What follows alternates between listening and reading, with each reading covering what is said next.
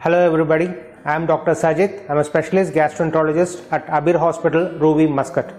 Today I am going to give a small idea about what is an endoscopy. Endoscopy is a procedure where we pass a small camera through the mouth or through the anus and diagnose the problems what we have. There are two types of endoscopies are there. One is the upper GI endoscopy, that is where we pass the tube or the camera through the mouth and diagnose the problems of our food pipe, the stomach and the first part of the intestine. Whereas colonoscopy is a procedure where we pass the camera through our motion passing area, that is the anus, and then see the problems of the large intestine. It is a simple procedure.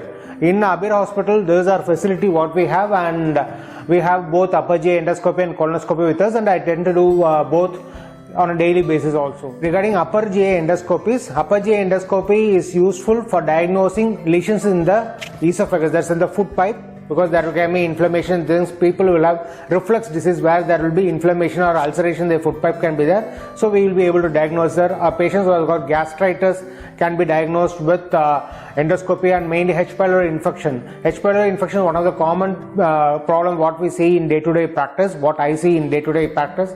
So H. pylori infection can be diagnosed by upper GI endoscopy.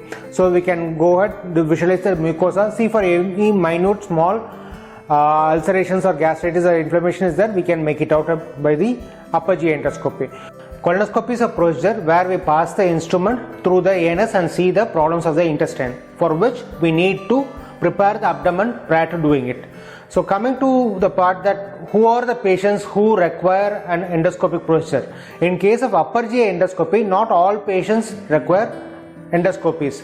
For upper GI endoscopy, patients who have got gastritis, who are not responding to treatment, or who has got difficulty in swallowing, medically we call as dysphagia, or patients who have recurrent vomiting or vomiting of blood, these patients require an upper GI endoscopy. And regarding colonoscopy, patients who have got long-standing diarrhea or altered bowel habits of recurrent constipation or recurrent diarrhea or significant loss of weight or passing of blood in the motion, or need to assess a post-surgical procedure, these patients require an colonoscopic procedures. So these are the indications for doing certain indications, not all indications, certain indications for doing an endoscopic procedures. So both upper GI endoscopy and colonoscopy are daycare procedures. So you don't need to get admitted for 2 or 3 days or anything.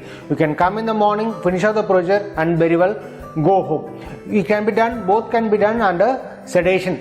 Usually upper GI endoscopy will be done under local anesthesia. We just spray a small anesthetic agent in the throat and then we do it. Hardly takes 2 to 3 minutes. Whereas colonoscopy we do it under IV sedation and it's a painless procedure. Thank you. Stay safe and stay healthy.